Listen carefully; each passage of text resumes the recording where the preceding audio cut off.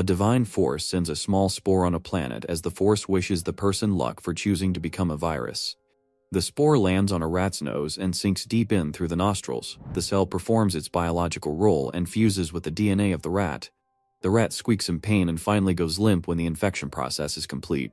The spore now has taken over the rat entirely. The rat wakes up as it wonders why it is outside, even its perspective if off. The rat stares at the puddle and realizes it is now a filthy rodent. It tries to calm itself, remembering where it last was, the office. Before it can finish its thoughts, a tentacle pokes out of the ground. It barely misses the rat and grabs onto a bird. The rat hides as it observes the plant consume the bird with 3 legs. Soon, the rat realizes it has been Isekai'd into a new world. The rat, or rather the person, remembers they were working at the pharmaceutical company. Everyone had already left, but the rat was working on an experiment. The memory is unclear, but one thing is obvious. The person died after making some mistake in their experiment. When they woke up again, they were in front of some goddess who decided their fate with the spin of a wheel. In the next life, the person was chosen to be a virus which now has complete control over a rat. It is typical for a researcher to not believe in gods or goddesses, but nothing else can explain this phenomenon. Maybe this is karma because the person is now a rat. The rat thinks of what to do as it notices the particles bouncing off its skin. It realizes that these are a part of itself, so it decides to test something out. The rat focuses on one particle, and soon it changes its perspective to the particle now. The particle realizes it is in a blood vessel, and it needs to make its escape before the white cells find it. The particle notices the cell membrane and watches something pops out. The tumor grows out and looks just like the particle itself. The particle realizes what a gross sight it is to watch itself multiply. It tries talking to the other particles, but realizes that it is the only sentient one out of them all. The particle decides to command the rest, and soon, all of them follow the original particle. The control only works over some distance, so that just throws all common sense out of the window. Even a smart researcher like the particle cannot figure out why this is. A random announcement tells the particle its traits. It can dominate, duplicate, and infect. The particle realizes that these are its abilities, so what it did just now was duplication inside the rat's body. The rat knows that now it needs a new host, someone who has very high vitality. But that is mainly because the stupid rat has cowardice and danger perception as skills, and now those are a part of the virus's DNA. In dumb people language, the more the virus infects, the larger its ability range gets. The rat runs around happily realizing what OP stats have been given to it. With this ability, it might even become the most evil rat on the planet. The rat stops and tries its skills on some plants, and soon, the rat realizes that its skills work on plants too. It gains pain relief and fever alleviation from the plants. Some of the particles fly and land on the carnivorous plant. The rat watches to see what will happen now. The rat grabs the plant to inspect it. Maybe it is not strong enough to infect this plant. Before the plant can take a bite out of the mouse, it jumps away. Around 10,000 years ago, a disease spread on Earth as a human illness through a virus. The rat is the origin of that infection. The dude who used to find cures to the disease is now the disease himself. The particle realizes that if it becomes strong enough, it can become a whole pandemic of its own. The rat thinks of what else it can do, but out of nowhere, danger perception activates. A drop falls on the rat as it stares at the huge creature. The creature locks eyes with the rat, but he cannot find himself to move. Stuck in position thanks to his skills, the rat knows it will be the end of his life if he is unable to move. The goddess watches her magic orb as she stares at the creature who eats the rat. She praises the creature because it chose to become the virus. Rather, the virus chose this creature as its next host. Back when the virus was still a human, people used to mock him for staying in late at night working on his research. The MC had sworn to research some new virus which put the others in doubt. Was this even safe to experiment on? All his fellow scientists abandoned him because he was antisocial and did not like talking to anyone. The flashback ends as the particle wakes up. He realizes that these were the memories of his past life. He wonders what he was even trying to do before the flashback began. He had been eaten by the wolf thanks to the rat and its stupid skills. He wonders if his reincarnated life will end now. But then a fear overcomes him. If he turns into a human, he will have to work his butt off and be a part of the Matrix once again. The virus gets a new surge of motivation. He will never go back to that pathetic life. He starts his next phase all thanks to this stupid wolf and uses his infection potency. He orders all his clones that were eaten by the wolf to spread in the wolf's body and take over the entire thing. They will duplicate and exploit the wolf's cells to work for them like free workers. Its cells won't be able to stop hundreds of invading viruses. The wolf jolts in shock as the boss virus is almost done with the infection process. He uses the domination trait and takes over the wolf's body. The announcements roll in and the virus has gained agility, stamina, and ferocity. His perspective has also changed and he can see better now, but one thing he hates the most is how bad his mouth tastes. It is probably from when the wolf attacked the rat, yet still, the virus isn't repulsed by the taste at all. This could mean one thing: the virus now has full control over the wolf. The wolf wags his tail happy that the infection process worked. This also proved another theory that even if the original host is eaten by some predator, the virus will still live on like an annoying papa bat. This also means that the virus now has eternal youth and a long, long life. The wolf dashes with speed at the new discoveries. He needs to find some other organisms to infect and steal traits from. After running for a bit, the wolf realizes one problem: he's having a lot of trouble running into more prey. Rather, there are a lot of prey in the area, but all of them are hiding from him. Maybe this wolf is too legendary, and by just eating a rat, the wolf feels full of energy. The virus sulks that it is a little uninteresting to be a creature from his past world that has no special traits or appearance. He would much rather be something from a fantasy world like some great dragon or maybe even a stupid goblin, just as the virus says that he spots a bunch of goblins down some cliff. The virus stands in place, analyzing the goblins because they are ridiculously small compared to the goblins you see in novels and movies. But that leads to even more questions. Is his past life linked to some sort of fantasy world? The wolf steps closer to the goblins because this is a new discovery and he might not ever see the goblins again. Before the wolf can attack the goblins, he stops suddenly after hearing a voice. The girl tells the goblins that they are too stubborn. The wolf recognizes this voice. The girl stands her ground as she pulls out her sword, ready to defeat the goblins. She says that she might be small, but she will not be defeated. The virus cannot believe that it was able to bump into a human. The girl blocks the goblin's attack with some difficulty. The virus analyzes the situation as he realizes that this girl is not from his modern timeline. She has worn out equipment and she is already tired, whereas the goblins are having a good time trying to bring her down.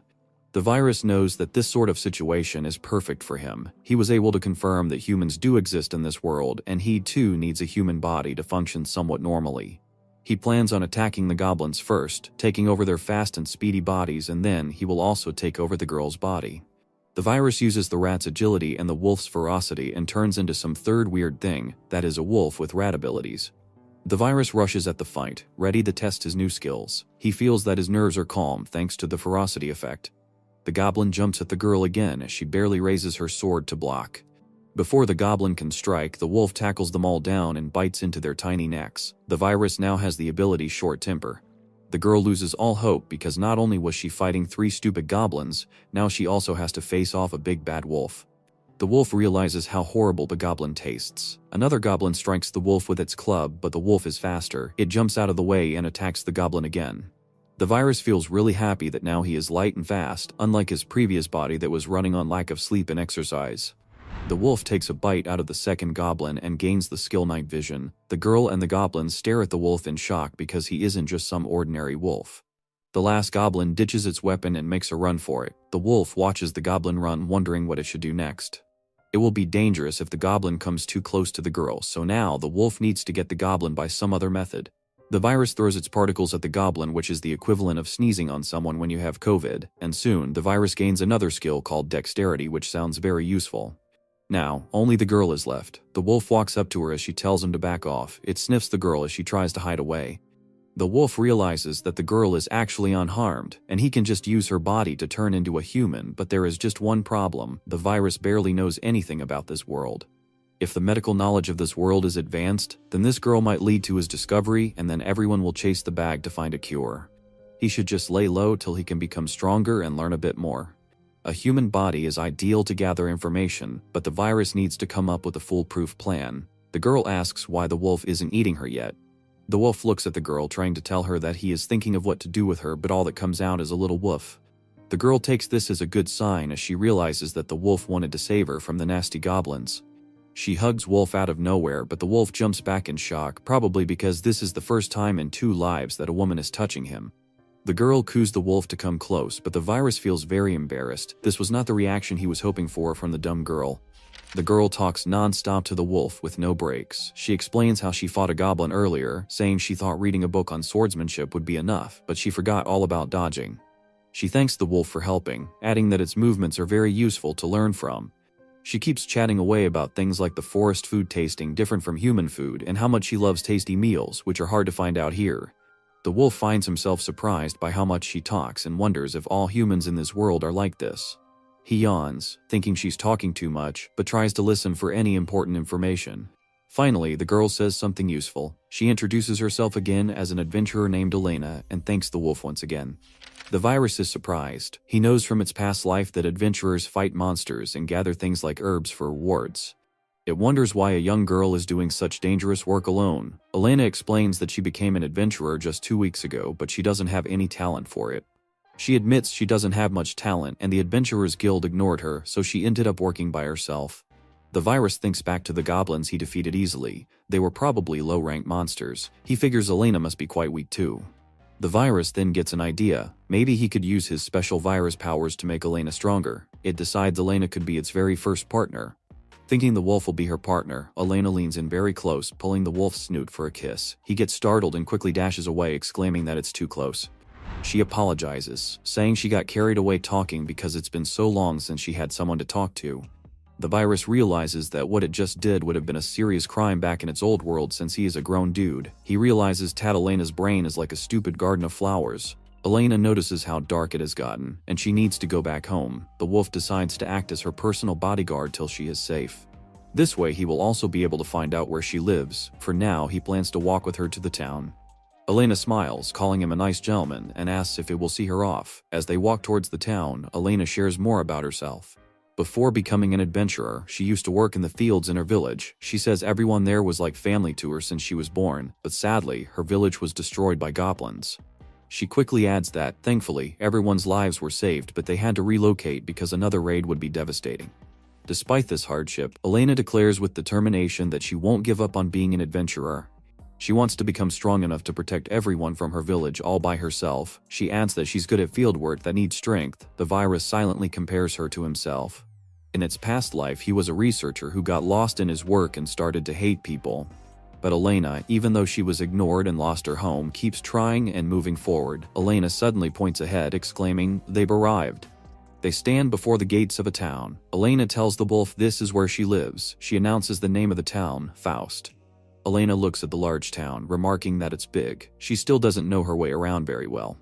The wolf thinks the town is much bigger than expected, with buildings unlike anything from its past life. He cannot just go around infecting anyone as he pleases.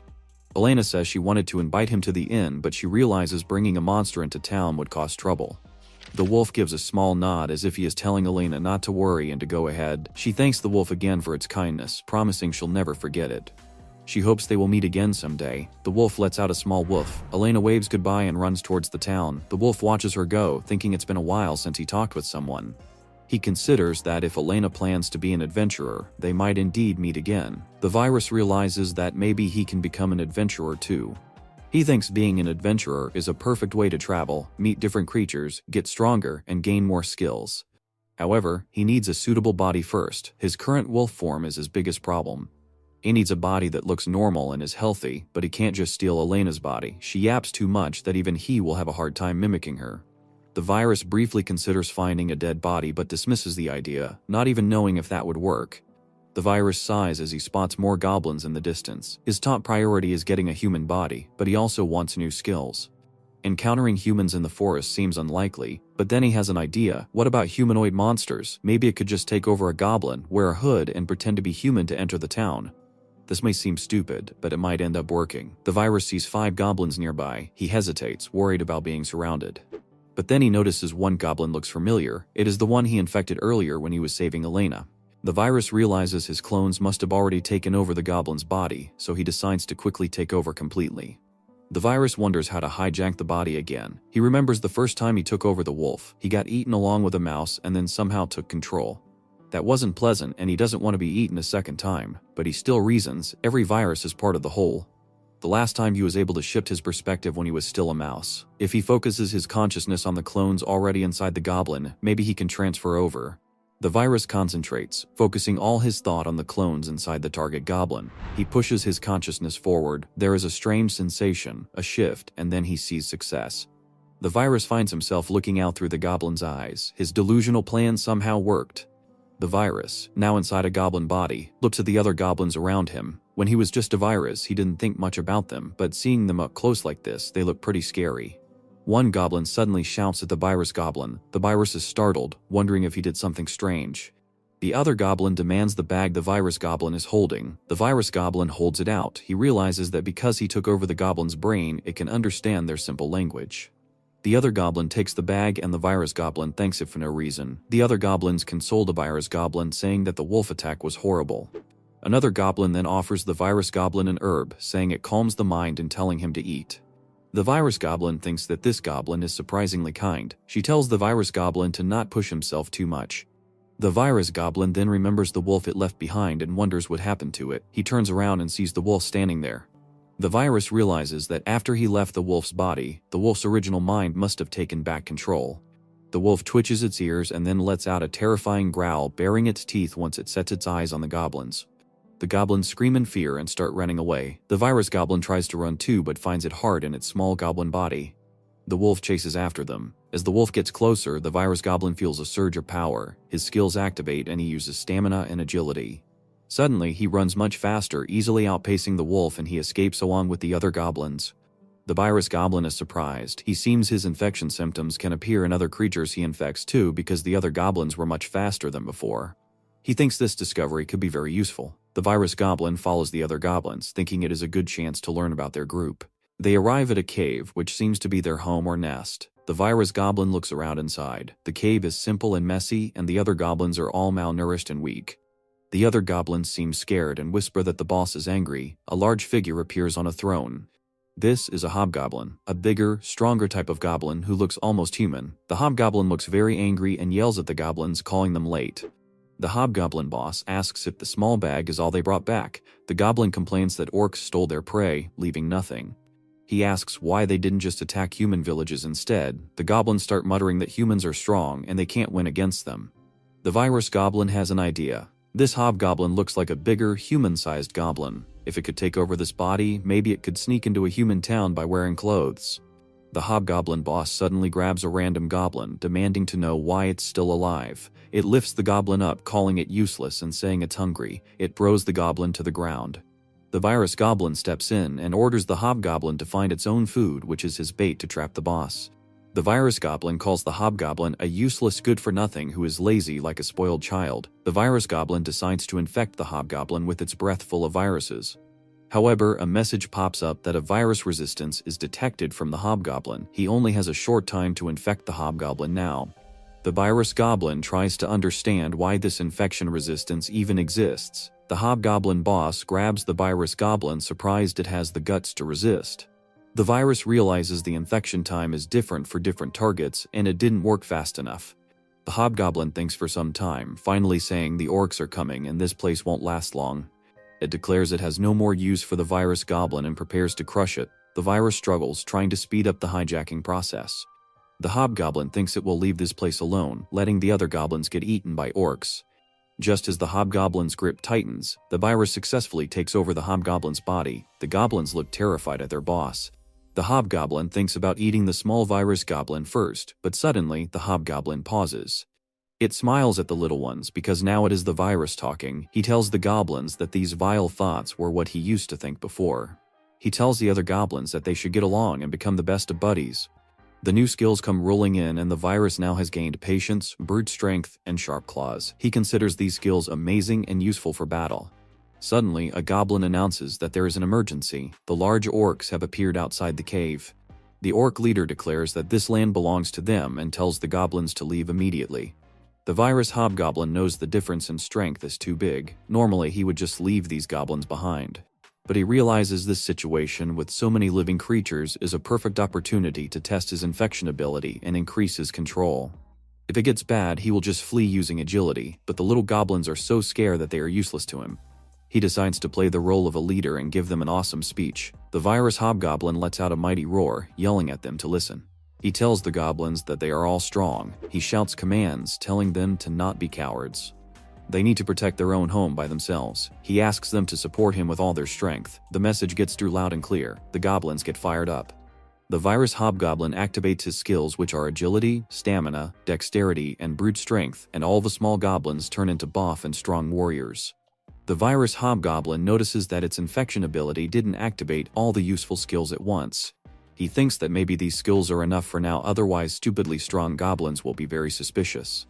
The infected goblins cheer, feeling stronger from the hobgoblin's support. The virus hobgoblin thinks that thank goodness goblins are simple creatures, otherwise he would be long busted. He declares that it is time to begin the first large-scale experiment since his reincarnation. The battle between the goblins and the orcs begins. The orc leader is confused. He wonders if the goblins are using body-strengthening magic, but it doubts these small-brained goblins can even accomplish that. The virus notices they are suddenly equal in numbers and physical strength. The virus feels a flood of new symptoms coming in all at once from infecting the goblins.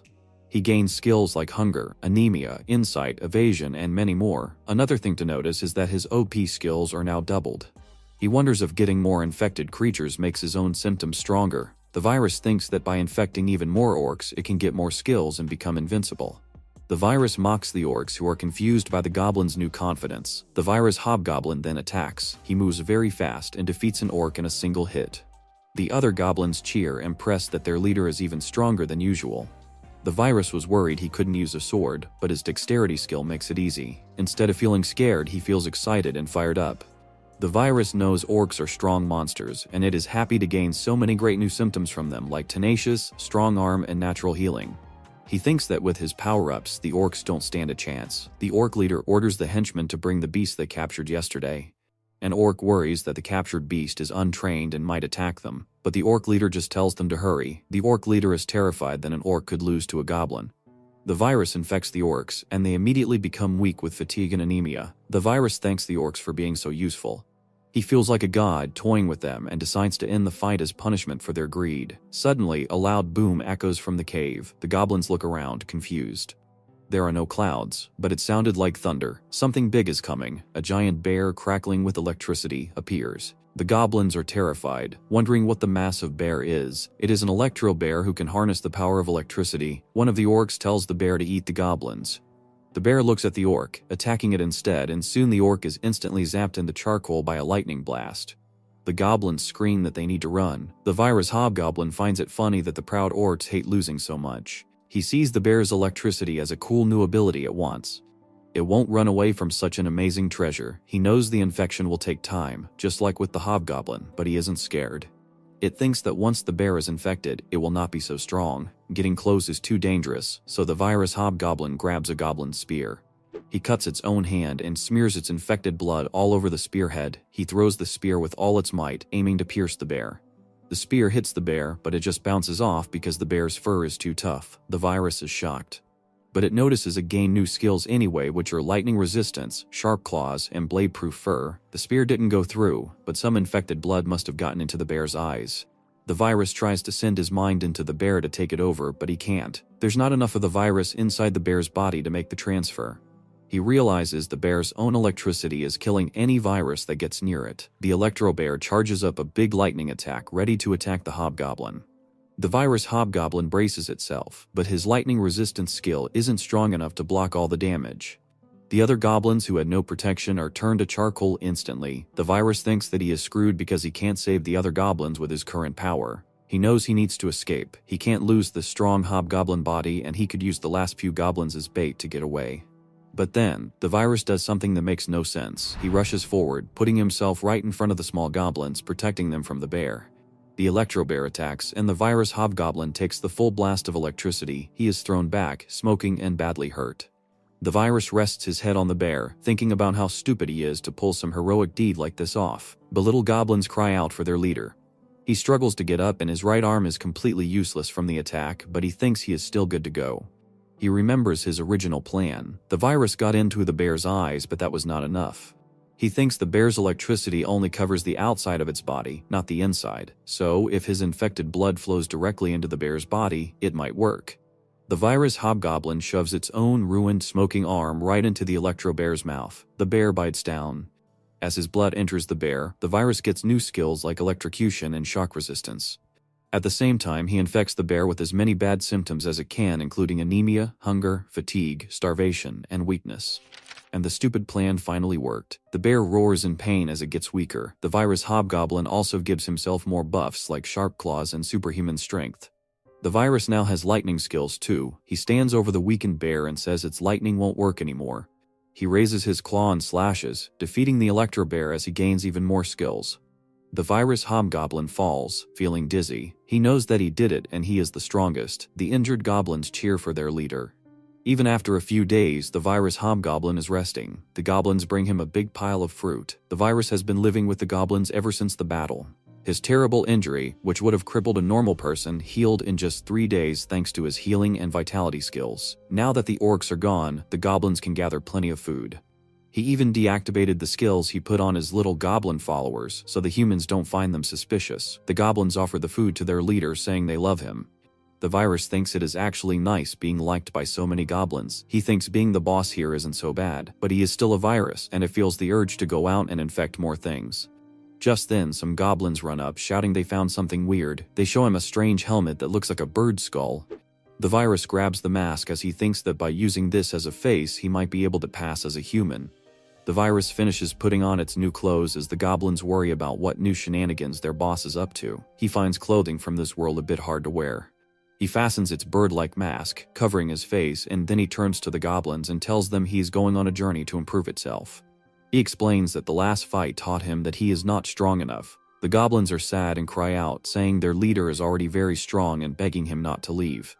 The virus feels a little sad leaving them, like leaving behind a pet. One of the goblins gives the virus the electro bear's fur as a gift. The goblin says it is very durable, warm, and can be used in many ways. The virus tells the goblins that they are strong too and can fight orcs, so he believes they are trustworthy enough to be left alone. He tells them to wait for his return. The goblins tense up, then cheer. They promise they will be strong and wait for their leader to come back. The virus turns and leaves the cave. He thinks the goblins will be fine on their own. The orcs are gone, and the virus has left them with enough enhanced symptoms to protect themselves from humans. He might even check up on them if he is ever in the area. Now, he plans to aim for the town of Faust, the place Elena told him about. The virus wonders if Elena would recognize him in this new form, but doubts it. Maybe he will meet her once he too becomes an adventurer, but he worries that this disguise looks too suspicious to enter a town. He has practiced speaking for a few days and managed to cover his green skin. Still, he wants to be completely sure before he tries to enter. He needs to test his disguise first. Just then, he spots a carriage being attacked by a pack of wolves. Soldiers are fighting the wolves but are outnumbered and struggling. The virus sees this as a perfect opportunity. He activates his secrecy symptom, which makes him super stealthy. He moves in unseen and quickly defeats a wolf that was about to bite a soldier. The soldier is shocked, wondering who saved him. The virus is pleased that his skill works so well. He steps out from the trees and greets the men. The soldiers are cautious, but they greet him back. The virus feels really happy that he can finally communicate. He nervously says it is here to help them. The soldier thinks that he must be very scared because he can barely speak properly. Just then, a wolf lunges at the virus from behind. The virus shouts for it to stop interrupting their conversation and punches the wolf, sending it flying. The soldiers are stunned by his strength. The virus worries that his clothes will get torn and reveal his green skin. He decides to quickly infect the wolves with bad symptoms to end the fight. One of the soldiers says they will help too. The virus holds up a hand, telling him to hold on, but in that moment he accidentally infects the human soldier. He suddenly gets a bunch of new symptoms from the soldier, like parrying, reflexes, kinetic vision, and serenity. The virus panics. He made a big mistake and he still doesn't know about this world's medicine. If humans discover the virus, they might make a vaccine and destroy him while he's still a little harmless flu. Just as the virus is worrying, the wolves howl and run away. The soldiers cheer, thanking the virus for his amazing help.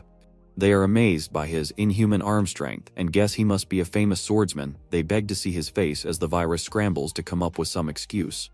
The carriage door opens and a well-dressed man pops out, exclaiming that the virus is his savior.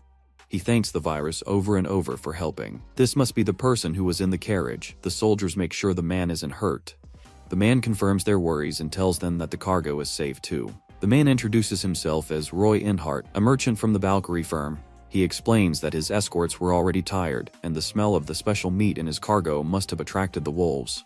The virus looks at Roy's nice clothes and carriage and guesses he is a successful merchant. He thinks this is a great opportunity. This must be the reward he gets for arriving in town, which is perfect since he has no money. Roy keeps praising the virus's fighting style, saying he has seen many adventurers but none fight like that. He was amazed by its overwhelming skill and confidence. He tells the virus it fights as if he is completely unafraid of death. Roy just laughs, and the virus almost loses his mind, realizing that it was a dumb metaphor. But it is true, as a virus he can't really die unless he is completely destroyed. The virus decides this is a good time to ask about medicine, so he asks if people have been getting sick lately. Roy casually drops some lore about miasma or mineral sickness making people sick. The virus has no idea what the heck these are even, so he asks if there are other diseases, maybe something called viruses. Roy looks confused and says he has never heard of a virus before. The virus is shocked. They don't know what a virus is. Roy seems like a smart person, so if he doesn't know, it must mean viruses haven't been discovered in this world yet. The virus is overjoyed, but he tries to redirect the conversation. If no one knows what a virus is, he can do whatever he wants. He thinks about the soldier he infected. Surely the man wouldn't mind him stealing a few more skills. The virus decides to increase the infection, hoping to get more new symptoms. And it works. The virus gets a bunch of new skills from the soldier, like combat instincts, evasion, composure, intuition, substance resistance, deception, cunning, and latent. The virus asks if these guys are Roy's friends. Roy mentions that the soldiers aren't his employees, just mercenaries he hired to protect him. The virus thinks this is suspicious. Roy laughs, saying he is not sure why he hired them since they were useless, and the virus saved him anyway. The virus jolts, and then he gets another, stranger set of symptoms such as clarity of mind, negotiation, persuasion, and placation. He realizes that he must have accidentally infected Roy too, who was sitting in the carriage. These new merchant-like skills must have come from him. The virus thinks these skills will be very useful for living in a town. He also guesses that Roy might be in trouble with business rivals, which is why the mercenaries were suspicious. But if the virus ends up saving Roy's life again, he might end up getting paid handsomely. He decides to ask Roy some more about the mercenaries. But the sentence is cut short because Roy announces that they have finally arrived at the town of Faust. This is the second time the virus has been introduced to the town. Roy tells the mercenaries their contract is over, so they will part ways here. The virus thinks they only cared about money after all. Roy stops the virus, saying he is deeply grateful and wants to give him a gift as a thank you. He hands the virus a special card from his company, the Valkyrie firm. Roy explains the card will give the virus discounts on products his company sells. He also says to show the card to his staff to contact him and he will come running if the virus ever needs help. The virus thinks that having a connection with a merchant could be even better than just getting money, especially since he doesn't have any connections yet. Roy adds that he is new to town and doesn't know anyone, so he might need to rely on the virus for help too. The virus thinks a merchant's skills will be very useful. He decides to take every skill he can from Roy.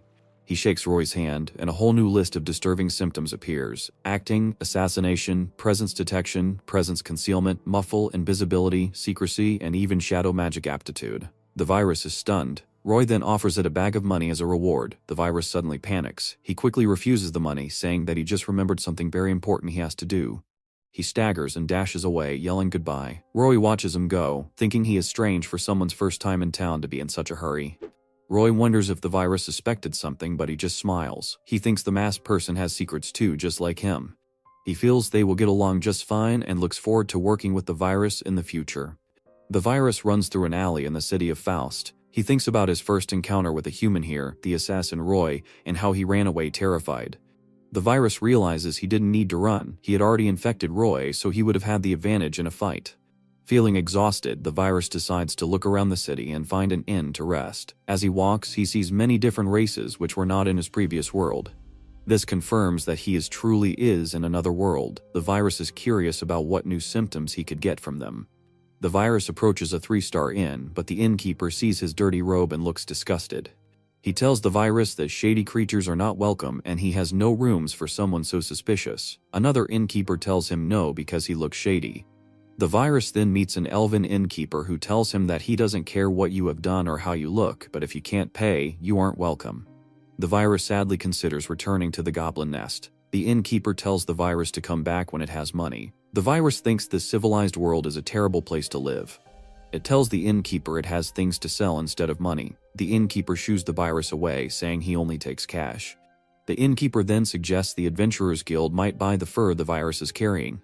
He then softens a little, saying if the virus returns with some money, even if it is not the full price, he might let the dude stay. He explains he can't let people stay for free because of rumors. The virus is surprised, thinking there are some decent people here after all. Following the advice, the virus finds the Adventurers Guild. The building is large and bustling with activity. Inside, it is loud and cheerful, like a bar on a Friday night, with adventurers eating and drinking. The virus thinks it is a smart business to feed adventurers right after they get paid. He looks at all the people, thinking that he could get many new symptoms by spreading the virus here. but he decides to wait until he understands the city better. Feeling out of place, the virus wonders where to go. A friendly receptionist with a big smile waves at the virus. The virus approaches, and the big cis-type receptionist asks if this is his first time. The virus nods. She hands him an adventurer registration form, explaining that the guild welcomes everyone, even people with special circumstances, because they always need more adventurers. She asks for the virus's name for the registration. The virus thinks for a moment and gives the name Walker Parasite. The virus chose this name because Walker was a name from his past life, and parasite sounds like the French word for parasite. The receptionist registers the name. She gives the virus a 6th grade guild card and a tag, which looks like a dog tag. She explains the card can be used as an ID once the virus ranks up. She comments that Parasite seems like a tough rookie with a lot of potential. She says starting alone is hard, but he'll probably get party invites soon. She suggests he start with simple F-rank herb collecting or E-rank rabbit hunting. The virus interrupts, asking if he can sell some fur first. He places the huge, slightly dirty Electro Bear fur on the counter. The receptionist is amazed that he hunted before even registering. The receptionist's friendly expression disappears. She stares at the fur, whispering, "There's no way this could happen." Other guild members nearby also notice, recognizing it as an Elec Bear's fur. The receptionist confirms this is the fur of the S-ranked Electro Bear, a monster they had a high-level quest for. The virus states that he defeated the monster all by himself. Everyone in the guild starts chattering. The virus realizes that maybe he did something wrong and is attracting too much attention. He quickly apologizes, saying it was just showing off and that it actually took 20 people to defeat the monster. The virus thinks to itself that this isn't a lie, it just took 20 goblins. The receptionist seems to accept this rookie with potential story. She smiles again, saying that as long as the request is finished, the guild won't ask for details. She hands the virus a heavy bag of money as the reward for the quest. The virus feels relieved. He managed to sell the fur and is glad they didn't ask more questions. He thinks that he is not very good at talking to people and needs to leave before he stands out more. The virus guesses this is why the guild accepts everyone, even criminals, without an ID. The virus analyzes the receptionist and thinks that while she seems kind, she must be very skilled, noticing the scratches on her clothes. The virus is sure he infected her and will get new symptoms. As it turns to leave, the receptionist calls him out, telling him that another person is in line. The virus turns around and is surprised to see Elena standing right there. He moves away and lets her do her business. Elena praises Parasite for defeating the Elec Bear. Then she tells the receptionist that she brought the herb she was asked to get. Parasite orders a beer and sits down, remaining silent. He wants to talk to Elena but worries she'll think it is suspicious if he says that he is the wolf from the forest. The receptionist returns and tells Elena that, unfortunately, still no parties want to team up with her. The virus thinks more about Elena, who is still adventuring alone. It thinks the rowdy guild is not a good place for a kid who seems better suited for farm work. A large man named Gajiru comes over and slaps Elena on the back, loudly greeting her. He asks if she has found a party yet. When she says no, he tells her she is just not cut out for this dangerous work. The virus wonders if he's recruiting her, but Gajiru laughs and says he can't afford any new recruits right now. Instead, he offers to introduce Elena to a different job, one he's mentioned before. Elena refuses, saying she already told him no last time. The virus realizes this man isn't trying to help her join a party. He wants to step in but decides to wait and see, not wanting to stand out. He hopes that someone with a great sense of justice will save her from this brute. Other adventurers at a nearby table start mocking Elena. They laugh and say she could earn 10 times more money just by picking herbs and should just go back to her village. The virus thinks they are unpleasant people and wonders why no one is helping Elena. Gajiru grabs Elena's arm, telling her to just give his other job a try. Elena cries out for him to stop and let go. The virus stands up and tells Gajiru to cut it out, stating that the girl doesn't like it. Gajiru turns around, annoyed. He looks at the virus's strange outfit and makes fun of his voice, saying it sounds disgusting, like a goblin's. He tells the virus to back off or get hurt. The virus stares at Gajiru and calmly says that he is the girl's party member. Elena looks surprised. Gajiru just glares. He bursts out laughing, asking who would ever party with trash like her. He says a useless person like her is only good for being sold off. He swings a punch at the virus. The virus easily blocks the punch and demands that Gajiru apologize to Elena. Gajiru is shocked by the virus's strength. He tries to push back, boasting that he is the almighty Gajiru and his strength is superior, but the virus doesn't move. Gajiru cries out in pain. His friends ask what's wrong. The virus is secretly using his new skills, magic power generation and electromagnetic discharge, to shock Gajiru. Another adventurer in the crowd notices the magic, thinking the virus is a lightning mage, not just a fighter. This adventurer, thinking he's the fastest spellcaster in the guild, decides to attack the virus before it can do anything. But as he prepares his spell, the virus suddenly appears right in front of him. The spellcaster is stunned, wondering how the virus used lightning magic without chanting. The virus thinks that he has the advantage up close. He punches the spellcaster, knocking him out. The spellcaster is confused as he falls, wondering why he doesn't feel any pain. The virus clenches his fist. The entire guild falls silent. The virus sighs, not really knowing what just happened. The other adventurers are baffled at how Gajiru, their strongest member, lost so easily. Elena approaches the virus looking worried. The virus apologizes for doing something uncalled for, and then he dashes out of the guild. Elena just watches him go. She runs after the virus and stops him outside. She gratefully thanks the virus for what he did. She then shyly asks if it would be okay to form an actual party with her. The virus is shocked when Elena asks to form a party. He just became an adventurer, and after saving her, she immediately wants to team up. Elena admits it is a bold request, knowing the virus just helped her out of kindness. The virus's first instinct is to refuse, thinking he is weird, but Elena denies anything. The virus refuses and tells Elena that this job is too dangerous and suggests she find more stable work. Elena just smiles, saying she is used to being turned down and it is no problem. She plans to just keep picking herbs until she finds someone for a party. The virus asks if she'll really continue, even after what just happened at the guild. Elena confirms it is her dream to become an adventurer and protect everyone. Her strong determination makes the virus pause. He thinks to himself that he is in a new world where it knows very little. What he needs most is someone he can trust. Even if Elena is weak, she seems trustworthy. The virus decides to try forming a party as an experiment. The virus tells Elena that it is also looking for a party and agrees they can try teaming up. He sets some rules. Since it is a trial, they will split all rewards equally. Also, he will have to teach Elena how to fight properly. Hearing this, Elena is so shocked she suddenly bursts into tears. The virus panics, asking if the terms are bad or if she got hurt earlier. Elena, crying, explains she is just really happy. She is so used to being by herself that she didn't know how to respond. She thanks the virus, saying she was sure it would go badly this time too, so she is very grateful. The virus thinks about its own past life, remembering what it felt like to hit rock bottom. Elena then asks the virus to a meal to celebrate, wanting to learn more about him. Elena offers to pay as thanks for helping her. The virus feels a little bad since he just got a lot of money from the bear fur, but he accepts, seeing it as her way of showing thanks. At the inn, Elena apologizes for not introducing herself sooner. Her name is Elena, and she is a grade 6 rookie. The virus introduces himself as Walker Parasite, explaining it just registered. Elena is shocked, realizing he's brand new. She says she thought Parasite was a veteran, especially since he beat the Electro Bear. The virus makes up a story, claiming he grew up in a remote place in the mountains, is self-taught at fighting, and doesn't know much about the city or common sense. Elena happily says she can help Parasite get used to the city, and she can learn to fight by watching him. She also mentions he used magic during the fight. The virus is surprised she noticed. Elena says that being good at both fighting and magic is amazing and will be a huge help. The virus, internally, knows its magic is just the virus abilities but decides to find an excuse later to learn more about real magic. Just then, the waitress brings their food. The virus looks at the amazing meal and then at his own helmet, realizing he has a big problem. He can't eat with the helmet on. Elena points out that Parasite can't eat with the helmet on. The virus panics for a second, then quickly makes up an excuse. He says that he has a bad scar on his face and a damaged throat, which is why his voice sounds strange. Elena is very kind and says that it is fine, understanding that serious injuries are common for adventurers.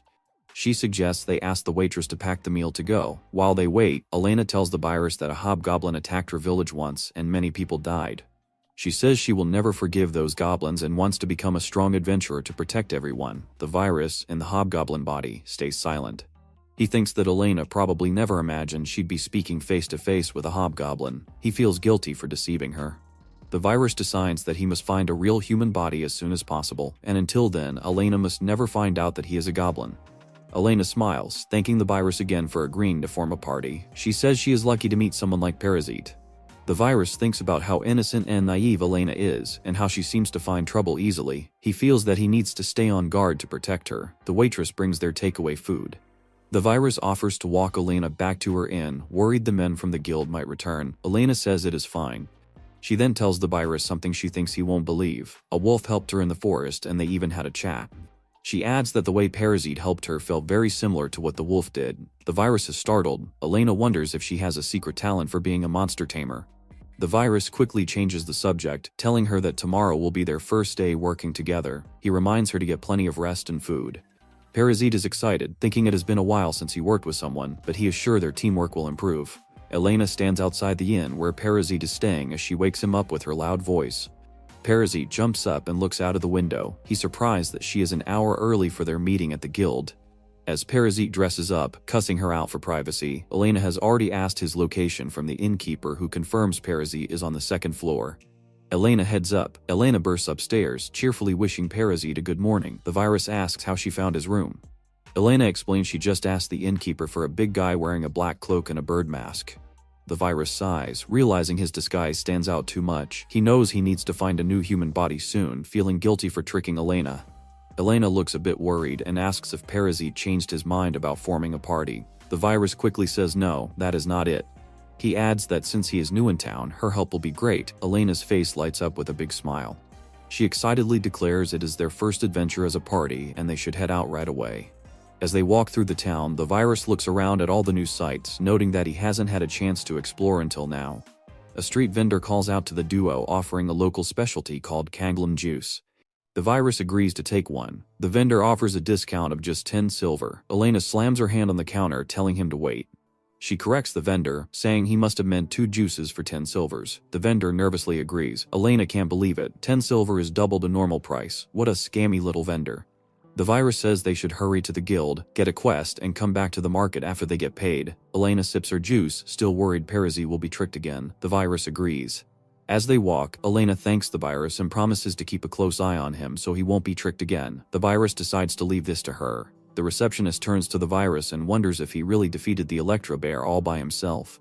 She suggests it could probably handle S-rank quests. She then asks what kind of quest 2 novices can handle. The virus smiles and explains they want a quest that will also help Elena train. The receptionist checks the board and suggests a quest for hunting horned rabbits. The quest paper explains that horned rabbit horns are used for decorations, so there are many quests to collect them. These rabbits usually live alone and aren't too big, making them perfect targets for new adventurers. The virus agrees they will take this one. Elena cheers, and they both declare they will do their best. The virus tells Elena that he will support her, so she doesn't need to worry. The receptionist wishes Elena luck and tells her to be extra careful. The virus thinks Elena's safety is what worries him the most. He hopes Elena isn't suspicious of him like the receptionist and figures that completing quests together will help build trust. In the forest, the virus looks around. He thinks the rabbits are supposed to live here, but it can't see any. They search for a full hour. He asks Elena if these rabbits are rare, but she says they are not usually this hard to find. She reassures the virus, guessing that goblins might have been in the area recently, since goblins and rabbits are enemies. The virus gets upset, wondering if it is his fault since he as a goblin used magic to find the rabbits, and asks her to stand back because it might be dangerous.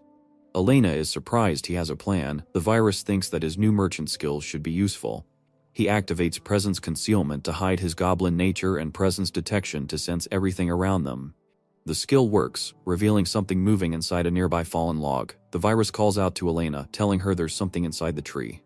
Elena is amazed, calling Parasite a genius for using advanced magic like spatial perception. The virus brushes it off, saying it just grew up in the mountains. Elena then becomes serious and asks for a moment. She says she knows it sounds weird because she is weak, but she would rather not have him use any magic on her. She wants to get stronger through her own effort. The virus agrees, saying that is for the best since he can't always be around. He thinks to himself that this is a relief. He still doesn't know how to remove an infection, so it is safer not to use his power on Elena, even to make her stronger. The virus tells her to get ready, as the rabbit might run away. The rabbit looks dizzy from the impact. Elena rushes over, asking if Parasite is okay. The virus says that he is fine, thanks to the mask, and asks about the rabbit. Elena explains the heady horn makes them slower than normal rabbits. She gives chase. The virus thinks that even if Elena is weak, she is much more competent than a worthless shut-in like his former self. The virus tells Elena that he will handle the rock moles. She warns him that their rock armor is very tough. He tells her to focus on catching the horned rabbit. Elena looks worried, asking if the virus can really fight so many by itself. The virus says he is fine and he is confident in his strength. Elena still looks nervous but agrees to at least keep the rabbit busy. The virus secretly infects all the monsters at once. He gains new symptoms from the rabbit like leap, thrust, and danger detection, and new symptoms from the moles like kinetic vision, big eater, rock claws, excavation, rocky skin, and anesthetic secretions. The virus is pleased the horned rabbit was infected too. He thinks this is good. Now he can weaken the rabbit so Elena can win and build her confidence, preventing her from getting badly hurt. The virus tells Elena to go for the rabbit, and they both charge in. The virus easily handles the rock moles, thinking that while they are strong, they're nothing compared to an orc. He thinks its brute strength is enough. After finishing off the moles, the virus turns to check on Elena. She is small, and the rabbit is still a tough opponent for her. The virus is surprised to see her struggling but holding her own. Elena attacks and the rabbit dodges. The virus is confused. They seem equally matched. He then realizes what's happening. Elena is completely focused on her single opponent. This must be why she is weak against groups. She has no spatial awareness. But in a one-on-one fight, she is a very direct and determined fighter. The virus thinks that with a little support, this girl could show her true potential. Elena lets out a yell and lands a strong finishing blow, defeating the rabbit. Elena pants, holding the rabbit horn she collected. She did it. She shows the horn to Parasite. The virus congratulates her, saying it was a great fight. Elena looks at him strangely and asks if he used any magic on her. The virus tells her no, he did not do anything. He tells Elena that she beat the horned rabbit all by herself with her own strength. He adds that she may have a real talent for this. Elena starts to cry again. The virus asks why. She sobs that it is the first time anyone has ever said that to her. The virus reassures her, saying he is not mistaken and that she has the qualities to be a great adventurer. Elena wipes her tears, now full of determination, and promises Parasite she will do her best not to let him down. The virus and Elena return to the Adventurers Guild. The receptionist thanks them for their hard work and congratulates them on their first successful party request. She gives them 2 bags of money as the reward for the horned rabbit subjugation. Elena is stunned, having never held so much money before. The virus tells her she is the one who killed the rabbit, so she should be proud and spend the money as she wishes. Elena, excited, remembers a bag she has wanted for a while and asks if it is okay for her to go buy it. The virus agrees. Elena mentions she'll buy it at a reputable shop to avoid fakes. She names the shop the Valkyrie Firm. The virus is alarmed, recognizing that as the assassin Roy's store. Elena, seeing his reaction, asks if it is not a good place. The virus hesitates, thinking it is not like Roy is aiming for his life, but still feels wary. Elena reassures the virus, saying the shop assistants are nice and even give warranties, so there's no need to worry. The virus looks at the store, which is much bigger than others, and decides to trust her. Inside the store, Roy greets the virus warmly, calling him Parasite. He is happy to see the virus shopping at his store. The virus is surprised to run into him. Roy then notices Elena, and Elena asks if Parasite knows the owner. The virus confirms. Elena, a bit starstruck, introduces herself as a member of Parasite's party. Roy smiles and congratulates the virus and then immediately asks them what they are there to buy, offering them lamp oil, rope, or kaboom balls for free as a friend of Parasite. The virus gets flustered and says Roy is busy with work, and then he tells Roy that it is fine. Roy turns to Elena, who just wants to buy a bag. Roy starts explaining that he is indebted to Parasite for saving his life, so 1 or 2 bags is nothing. He invites them further into the store. Roy explains that his goods are a bit more expensive because of his fair trade motto, but he guarantees their quality, as they get the best products directly from craftsmen. He also mentions they don't tolerate fakes, like those made by illegal workers. The virus thinks the store seems like a good place to shop, more like a supermarket than a high-end establishment.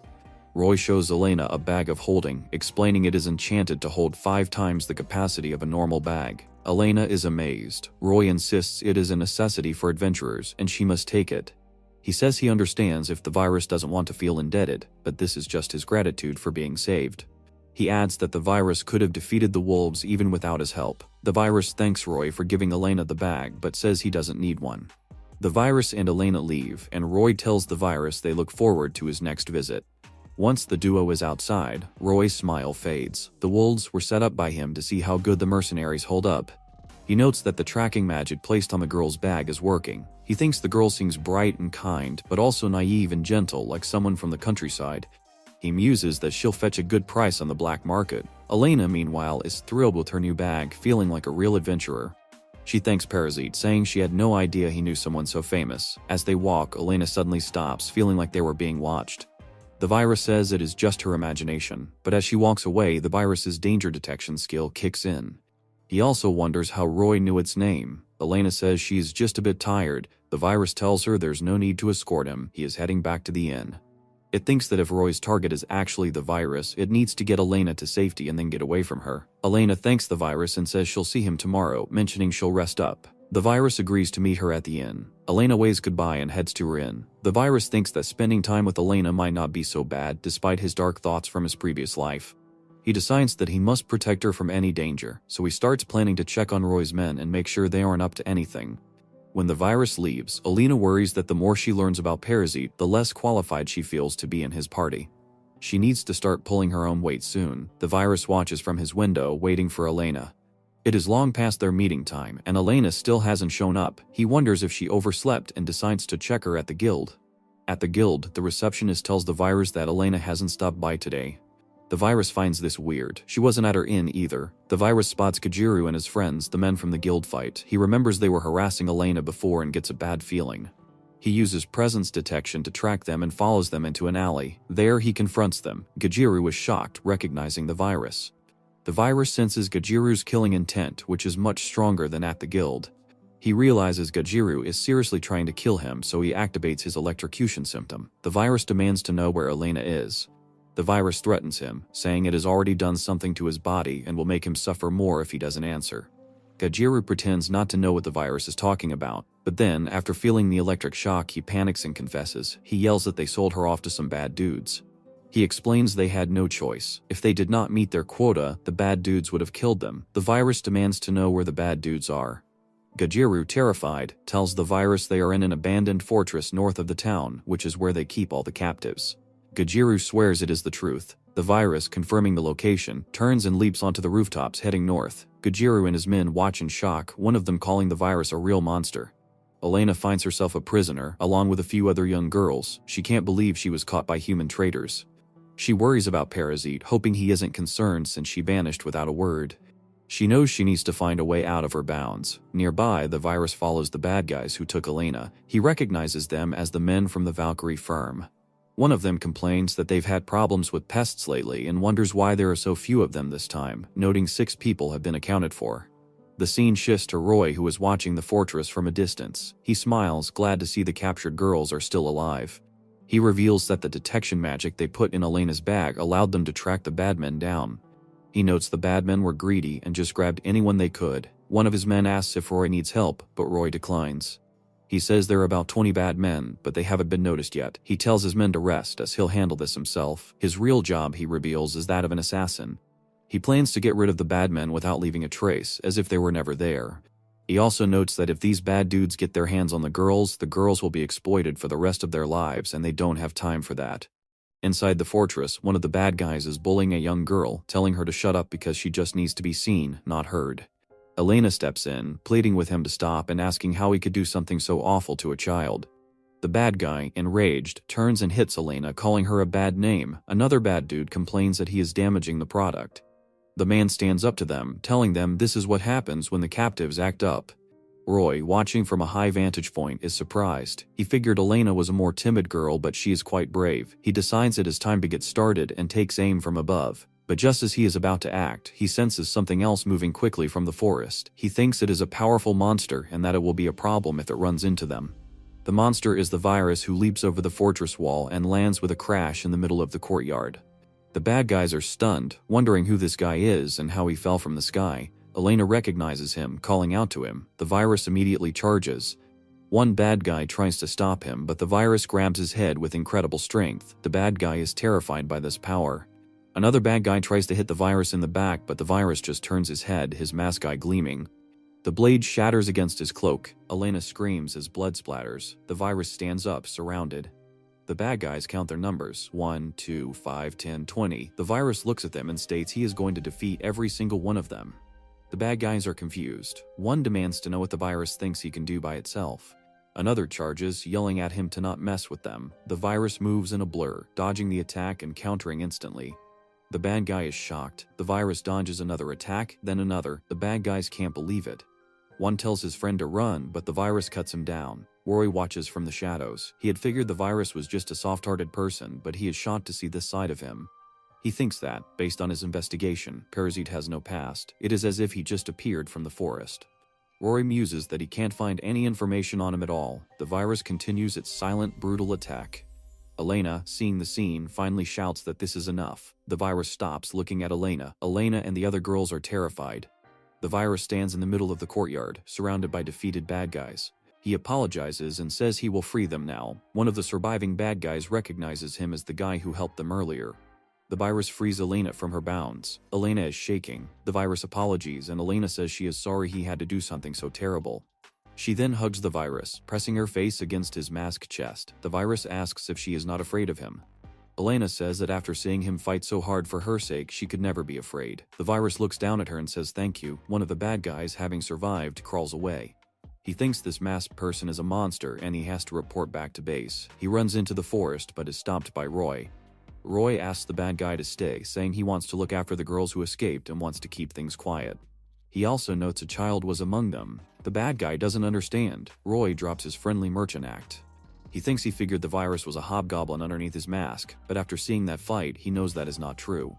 The virus used magic on his opponent's minds and even transformed his body. Roy thinks it is possible he has been affected by the virus's power too. He decides to be on the virus's good side, just in case, and starts by cleaning up the mess in the fortress. At the Adventurers Guild, men are discussing the recent fight. They mention that Gajiru's group, Great Power, got beaten up by the shady guy who hangs around Elena. One of them corrects his friend, saying he heard they died. The virus overhears this from his table. He thinks to himself that he did not eliminate them, he just threatened them and left them alive. He feels a bit guilty knowing he did eliminate some of the bad guys, even if they were bad people. He worries that the girls he rescued will tell everyone what a monster he is. The friendly guild receptionist approaches Parasite. She asks if the rumors are true, that he really defeated a group of bad guys all by himself and rescued the captured girls. Parasite just says hello. The receptionist is amazed and relieved, explaining that the case was too complicated for the guild to handle. Just then, Elena runs up, calling his name and wishing him a good morning. She is full of energy and says that thanks to him, she has no serious injuries. She is ready to do their best today. Parasite is surprised she seems so okay. Elena then asks him seriously if he still wants to be in a party with her after everything. She says she needs to tell him again that she could never hate him, not after he fought so hard for their sakes. Parasite is impressed by her mental strength as she must have been very scared.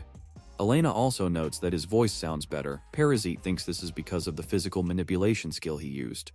Elena says she is glad and hopes one day they can talk without his helmet. She suggests they get back to work and find a new quest. At the quest board, Elena looks for a good request. She points out an E-rank quest to suppress some goblins. She explains they haven't caused any damage yet, so it is a regular mission to prevent trouble.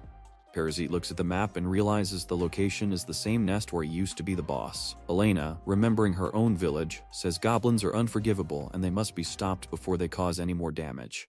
Parasite hesitates. He tells Elena that since there's been no damage yet, maybe not all goblins are evil. The receptionist starts to explain that they might run out of food or a hobgoblin could evolve just to get them to get rid of the goblins. He tells Elena he'll handle this quest by himself as a favor. Elena asks if he is okay. He tells her to just do some simple collection quests for today and walks off. Elena watches him go, thinking this is a problem. Parasite thinks that even though his time with the goblins was short, he can't just pretend he did not hear this request. He wonders how to handle the situation. He can't defend monsters as an adventurer, it would expose him. Just then, Roy appears, greeting Parasite and noting they run into each other often. Roy says he heard the rumors about Parasite defeating the bad guys and freeing the girls. He then holds up Elena's hairpin, which she lost at the fortress, and offers to return it. Parasite is surprised, realizing Roy was also at the fortress.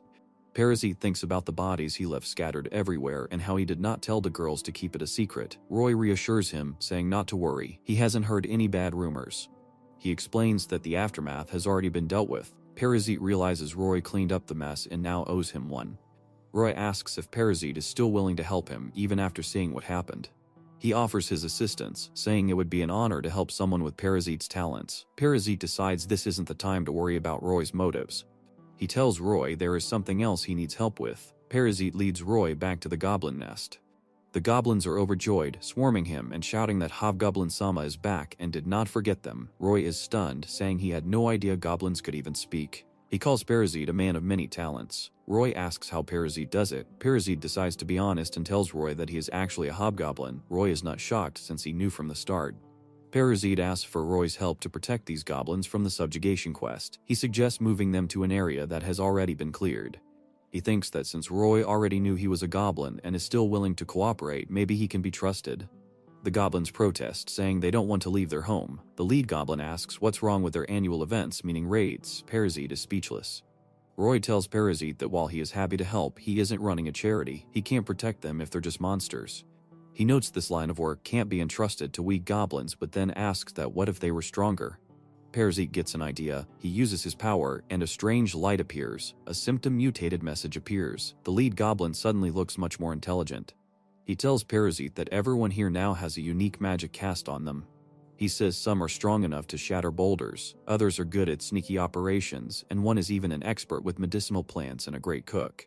Roy is amazed. The lead goblin says they will do anything Parasite commands. Roy proposes hiring the monsters as staff. He says they'll have a trial period, but for now, he'll take them under his wing. He tells the lead goblin there are plenty of jobs that don't require being seen, so they don't need to worry. The lead goblin is relieved, and Roy says this makes them even. He does ask Parasite not to make them do anything too dangerous. Roy adds a warning. Even if they stop this quest, stronger adventurers will be sent if the goblins are discovered. He also brings up Elena, reminding Parasite that she hates goblins because of her village. He suggests it would be wise for Parasite to find a new body before she finds out the truth. Roy then reveals he knew all along Parasite was using some kind of possession magic, noting how he fought the wolves with no care for his own body. He says it is his first time seeing such high-tech magic. He tells the goblins to prepare for training. Parasite watches Roy, wondering if he can truly be trusted but knows he has no one else to turn to. The next day, he meets Elena at the inn. He apologizes for what happened but says he is feeling fine. She then excitedly shows him a horned rabbit horn. She explains she hunted it all by herself, using its favorite food as bait to lure it out. She is happy she could show her skills on her own. Parasite tells her that is amazing and that she has seriously grown. Elena just giggles. She then says she has something to discuss. She pulls out a book titled Easy Dungeon Strategies, Floors 1 to 5. She smiles brightly and asks Parasite if he would like to try challenging a dungeon with her. The virus and Elena arrive at the entrance to the dungeon. Parasite thinks it looks like a hub area, busy with people getting pumped up. He notes the vibe is different from what he imagined. No one seems concerned about the danger, even though dungeons are where monsters spawn. Elena explains that the upper floors aren't much tougher than the forest, and people are just excited to test their limits, like them. Elena points out some adventurers with third-grade tags and comments they'll probably strike it big. Parasite recalls receiving his own 6th-grade tag when he registered. Elena explains that while dungeons spawn monsters, they are also a valuable source of materials, weapons, and armor, so the country treats them as important resources. Because of this, powerful adventurers always patrol inside to stop monsters from escaping and damaging the surroundings. Parasite is happy. If the monsters inside are different, he can learn a whole bunch of new symptoms. He thinks that while he wants to live a normal life, it doesn't hurt to get stronger. Elena is excited. The Parasite stops her, reminding her they need supplies like food, a lantern, and a mat from the stalls. Elena apologizes, a bit embarrassed. Parasite thinks that if he wants to protect her, he'll need these new symptoms after all. The dungeon entrance looks like underground ruins. Elena shrieks in surprise as a slime monster holds down her leg. She brings out her weapon. Elena tells Parasite it is fine. Slimes are easy to beat by smashing their nucleus. Elena adds that slimes usually have a little poison inside them. She spots a plant to use for the wound. Elena knows to rub sap from a specific herb on a wound to counter slime poison. Parasite is amused, saying Elena seems used to this. She deflects the compliment, saying she does not want to be a burden on him. Elena then explains she memorized the dungeon guide. Parasite is impressed. The thick book Elena carries really is a hard worker's guide. He thinks that while she can be a bit reckless, she'll be fine as long as he keeps an eye on her. As they walk, Elena attacks another slime. She notes her cape is getting sticky. Parasite observes that different colored slimes seem to have different abilities. Even from these simple slimes, he is gaining new symptoms like poison and paralysis. Elena suddenly screams. Parasite turns and sees a skeleton standing over her. Elena apologizes, saying the corpse just spooked her. Parasite notes it looks like old ruins, and the skeleton doesn't look like an adventurer. Elena apologizes for being startled and wishes the skeleton to rest in peace. Elena shrieks again and Parasite asks what's wrong now. Elena points, terrified, as the skeleton starts moving. She explains it is a monster powered by mana. It will keep regenerating until they break the core inside its head. Parasite thinks this should be simple. He just needs to destroy the head. But first, he wants to infect it to get some good symptoms. He tries to infect the skeleton, but it doesn't work. He wonders if it is resistant to viruses or if he just can't infect something that is not alive. He decides if he can't get symptoms, he'll just destroy it. He grabs the skeleton's head and begins to crush it. As he does, a glowing core appears inside the skull. He is surprised. He did not expect to see the core and drops the skull. Elena sees the core fall near her and stabs the nucleus with her sword, destroying the skeleton. She explains that must have been its weak spot. Parasite is impressed. The skeleton crumbles, and Elena praises his counterattack, saying she just stabbed the core. Parasite is amazed at how easily she handled it. Suddenly, Elena glows with a faint light. She wonders if her mana increased. Parasite asks what mana is. Elena explains that mana is a form of life energy found in monsters and people. When a creature perishes, its mana is transferred to the nearest living being. When a body accumulates enough mana, it glows and its total capacity increases. Parasite realizes it is like a level up. Elena apologizes for taking all the mana, but Parasite says it is fine. He thinks he has never glowed like that, meaning his hobgoblin body was already strong. Since mana is stored in the body, it is irrelevant to him as he just switches bodies. He finds it disappointing but is happy to have his new symptoms. He thinks it is a good thing if Elena is able to protect herself better. He decides he can still lend her a hand. As they continue, Elena spots another monster, a lizardman. She explains they aren't smart, but are fast and have sharp claws, ranking about the same as a skeleton. Parasite prepares to fight, but Elena stops him. She asks if she can fight it herself. She says she has a plan, but asks him to help if it doesn't work. She pulls out a cold ball she bought. She plans to use it to lower the temperature, which should slow the lizard-like monster down and negate its high agility. This way, they'll be the ambushers. She throws the ball, and the lizardman is caught in the cold mist. Elena charges in, shouting like crazy. The lizardman stumbles, and Elena attacks, slashing it across the chest. She lands another blow, defeating it. Elena drags the defeated lizardman back to Parasite. She proudly announces she did it. Parasite confirms she had more than one plan. Elena beams, explaining her lizardman duel plan worked perfectly. She confesses she was so surprised by the skeleton that she was useless, so she came up with plans for every monster on the first 5 floors. Parasite realizes he underestimated her. Elena tells him she respects him and refuses to drag him down. Parasite is impressed, thinking he is the one dragging her down. Elena and the virus, disguised as Parasite, stand over the defeated killer ants. Elena cheers that they did it. She explains that as soon as the killer ant queen was defeated, the rest of the soldier ants scattered. She asks Parasite if he is okay. Parasite confirms he is fine, though he notes there were more ants than he expected. He has no injuries. A small crack appears on his mask. Elena tells him he can count on her. Parasite thanks her for the help, rubbing his mask where the crack is. He thinks that the ant's jaws were incredibly strong. This whole experience is completely different from how he imagined a dungeon adventure. He had pictured himself, the strong one, saving a helpless Elena. Elena celebrates their victory, but Parasite feels he is losing face and can't look cool at this rate. He feels he became too confident in his virus abilities and that Elena has grown into a completely new person since entering the dungeon. He asks her if it's normal for someone's mana to increase so easily. As he asks, Elena begins to glow again. Parasite asks if that is really her. The virus thinks his mana probably went up so easily because his original amount was very low. Parasite warns her not to get conceited. Elena, full of confidence, says she can probably beat any monster up to the 5th floor now. She is excited because even beat a lizardman without any tools. As she is boasting, Parasite spots something in the distance and points it out. Elena looks and is terrified. A group of large, hairy monsters are moving towards them. She identifies them as trolls, incredibly strong monsters that are supposed to live on the 20th floor or below. She says there is no way they can keep going and that they should head back now, even though it's a shame they didn't find any treasure. Parasite, however, feels that this is finally his time. He sees this as a chance to restore his honor. He tells Elena it's no problem and that he can take them down easily with his magic. Elena is worried, asking if he is sure he can take them all on by himself. Parasite tells her not to worry, all they have to do is sit back and watch. He tells Elena he will be unconscious for a little while as a side effect of his magic and warns her not to worry. He steps forward and unleashes his virus abilities on the trolls. The trolls suddenly become confused. One stares at its hands, another looks confused, and one scratches its head. Parasite then speaks to one of the trolls, telling it that it's getting fat from eating too much. The confused trolls begin to fight among themselves.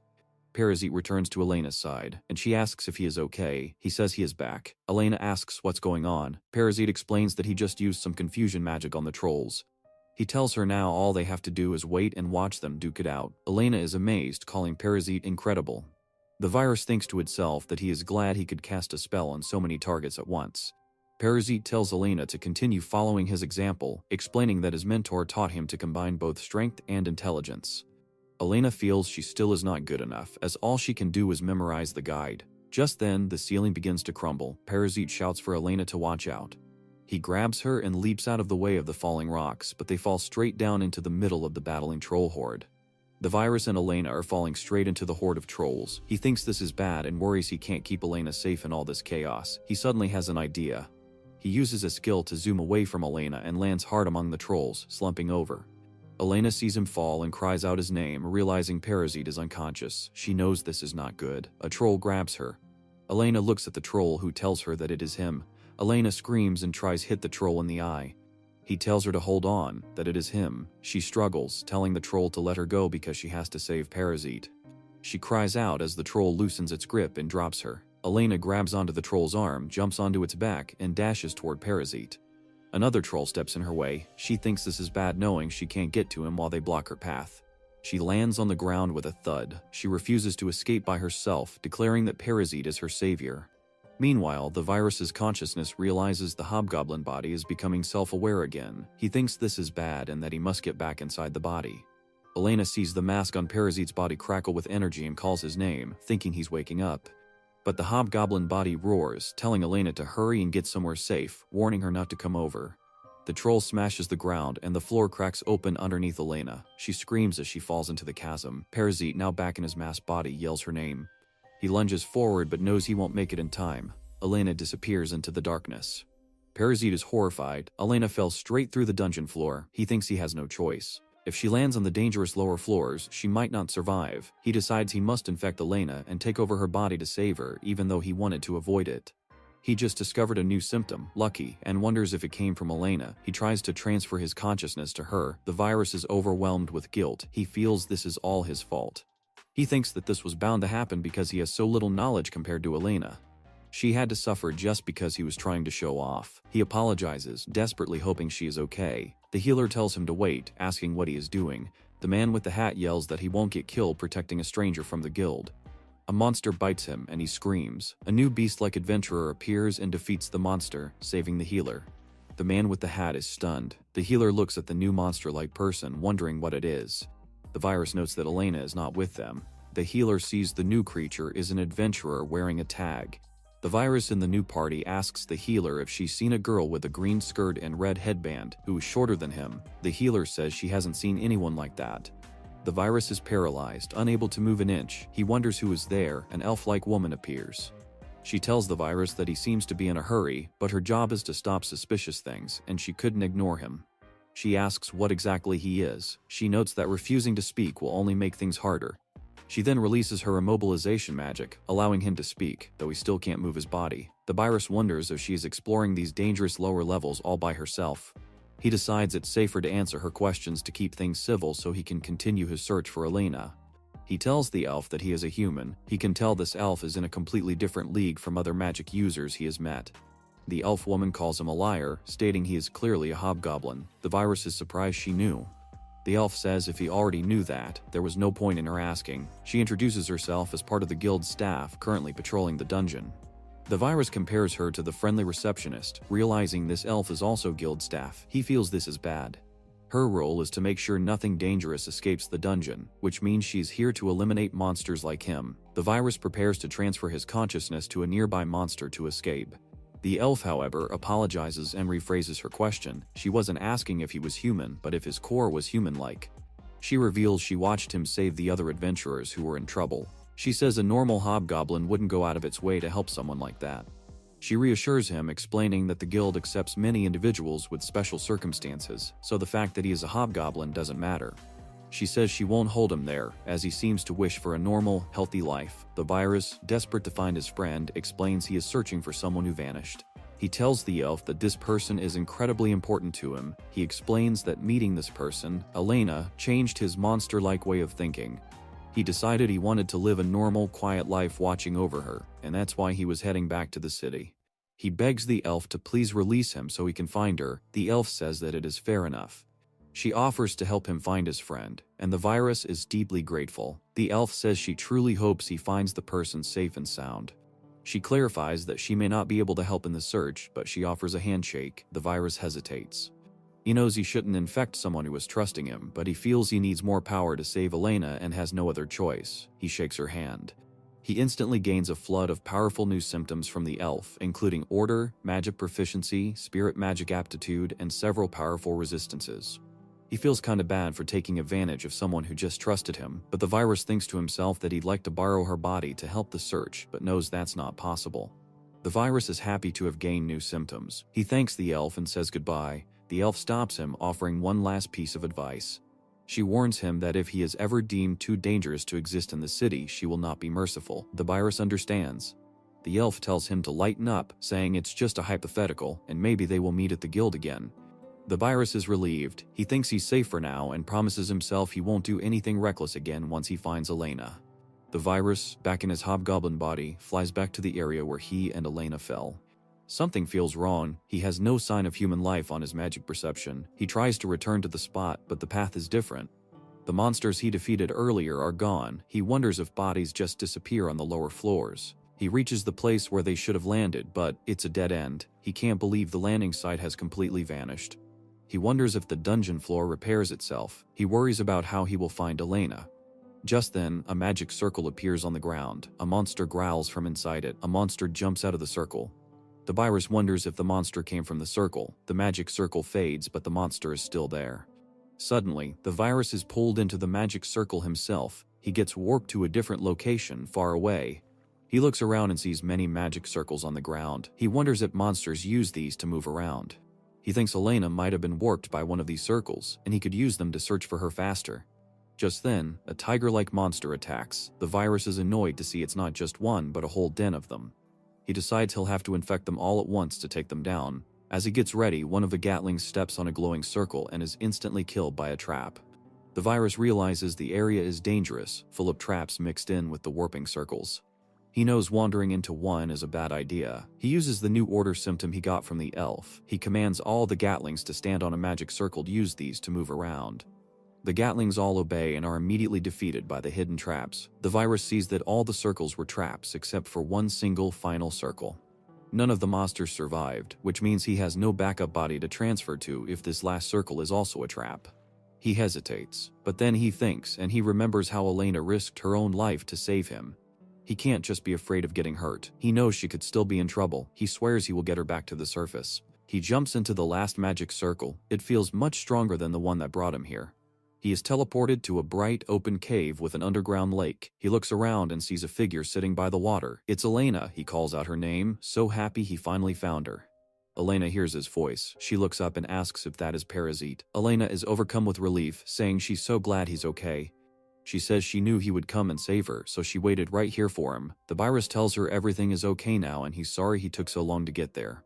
He says it is time to go home just before revealing his face, half of the helmet destroyed. Suddenly, she sees his true hobgoblin form and asks if he is a goblin and becomes scared. Elena stares at Parasite's true hobgoblin form. She realizes Parasite was a goblin all along, and she did not even know. Parasite feels he can't change what he has done. He knew Elena hated goblins and was afraid to tell her, but he wants to at least say he is sorry before they part ways. Elena suddenly shouts that she is sorry. Parasite is confused. Elena explains that she did not know he was a goblin, but she also did not know goblins like him even existed. She cries, begging him to please forgive her. She admits she said terrible things about goblins and she feels awful. Parasite tries to interrupt, but Elena insists that he is the one who is good, and she is the one who is bad for saying all those terrible things. Parasite clarifies that he is a goblin, not a human. Elena tells him she could never hate him. She is just truly sorry for everything. Parasite is stunned by her apology. He tries to speak, but Elena keeps going. She asks if his possession magic is how he took over the hobgoblin body. Parasite thinks for a moment, deciding it's too confusing to explain viruses and reincarnation. He just says it's something of that sort. Parasite then tells her that they met earlier than she thinks. He tells her of the time he was a wolf wandering the forest. Elena is shocked, asking if he was the wolf. He confirms it. Elena is so happy. She says she is glad he was watching over her even when the guild wouldn't. She asks if she can continue to support him. Parasite is overwhelmed, and Elena asks him to please support her in the forest, saying there's nothing she would love more. He agrees, and she thanks him. Elena takes note that there is no exit in this room. She looked all around, but the only way in was the magic circle she fell through. She can't find another way out. Parasite then notices magic leaking from one of the walls. He activates his magic perception and pushes on the wall. It opens, revealing a hidden room. Elena shouts in surprise. The room is filled with piles of treasure. Parasite is also surprised. Elena sees a large door at the back of the treasure room. She wonders if it is a dungeon boss. She explains that dungeon bosses are the strongest class of monster. Elena has only read about them in books, but they are said to be so strong that nobody can defeat them. Even if they are killed, they just come back to life a few days later. Parasite is alarmed by this new information. Parasite tries to ignore the boss, but Elena tells him that the only way out is to defeat the dungeon boss. Parasite senses that the entire room is protected by strong magic to keep intruders out. Elena is excited by all the treasure. He tells her to choose a treasure with high defense. He needs a weapon for himself as well. Inside the treasure room, Parasite finds a large machete. He feels its magical power, thinking that with this weapon he can cut down even the toughest monsters. Parasite thinks about developing a strengthening symptom. Elena is now wearing new, high-quality magic armor, a new shield, and a new sword she found in the room. She looks like a samurai. She is amazed by the gear, knowing she could never afford items like this normally. Parasite tells her the armor and shield will offer better protection. Elena agrees and they get ready to fight.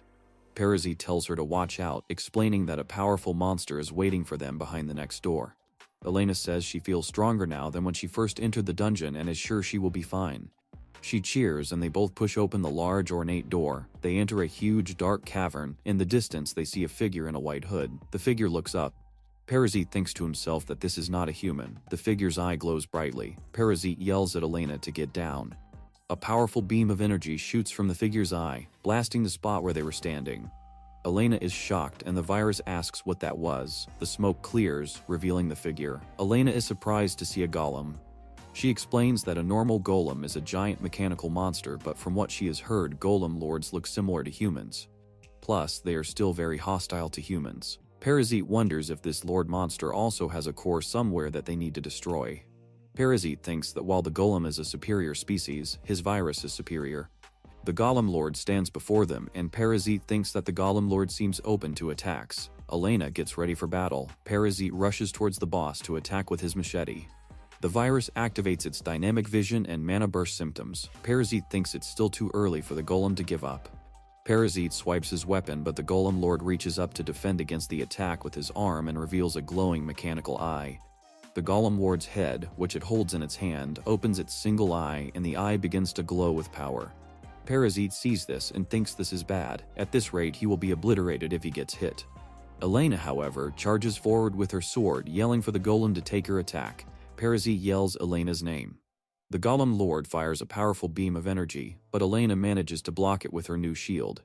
The virus is amazed. She blocked it. He recognizes that Elena's battle skills are developing and she has real talent. Parasite sees that Elena's block created an opening for him. But then he notices the magical energy around the golem lord's body is getting stronger and its arm has stopped moving. The golem lord's detached head floats up and spins, scanning the room. Parasite wonders if it can see in all directions. He calls out to Elena, asking if she is okay. She lets out a strained cry. Parasite thinks she sounds fine and isn't injured, thanking his own help. The virus thinks about infecting the golem lord, but a message pops up saying that the golem can't be infected. It didn't work. Parasite wonders if it failed because the golem is a machine. He thinks that if he could infect a skeleton, maybe he can infect this stupid golem.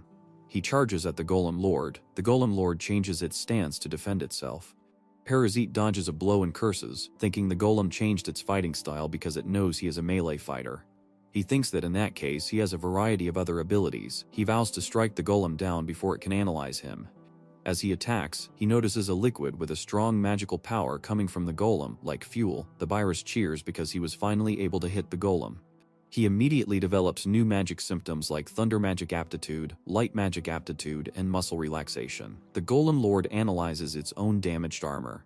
The virus tries to use its new muscle relaxation symptom, but it doesn't work at all against a machine.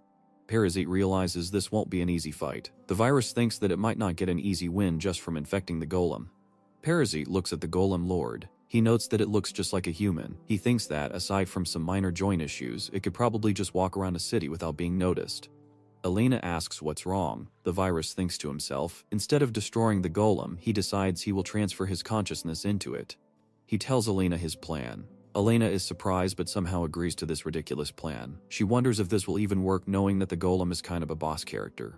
Parasite explains that right now he can't transfer to the golem since he needs to infect it more. Once the conditions are met, he will transfer over. The virus thinks about the golem lord's body. It looks just like a human and its performance is perfect. Since it's a mindless machine, there's no conscience to worry about. The virus feels this is the ideal body he needs to navigate the human world. However, to take it over, he needs to increase the infection level. He'll have to weaken the golem first, which will be difficult. Parasite uses his technique perception and analyze symptoms. He sees two cores of magical power, one in the head and one in the chest. He realizes he can defeat the golem by either inflicting massive damage or by destroying both cores. He decides he must be careful not to completely destroy the cores since he plans to take over the body. He tells Elena he needs to weaken the golem to possess it and asks her to stay back and watch the situation. Parasite decides to unleash his full potential before the golem can analyze him. He activates multiple symptoms at once that include magic thread, earth magic, technique insight, strong arm, and animal strength. The magical power around him surges. He smashes the ground, sending huge rock spikes up at the golem lord. The golem is thrown off balance. Parasite uses his acid sputum symptom, spitting acid at the golem's leg. The attack works, melting part of the armor.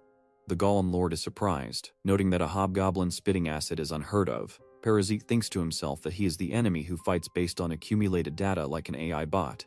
The golem's leg begins to repair itself. Parasite realizes he must crush the golem all at once before it can finish repairing. He grabs a huge rock and throws it at the golem. He knows that the golem is using magical power for repairs, so right now it shouldn't be able to counterattack.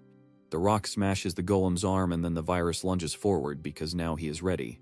He grabs the golem's arm and holds it back. He thinks he needs to infect the damaged part quickly before it can be repaired. He thrusts his arm inside the golem, taking hold of the core inside its chest. This is the part that he needs to infect. Suddenly, Elena's danger detection skill activates.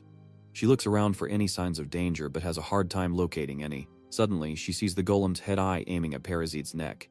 Parasite is hit by the energy beam as his head separates from his body and cries out in pain, realizing that this might just be the end of him.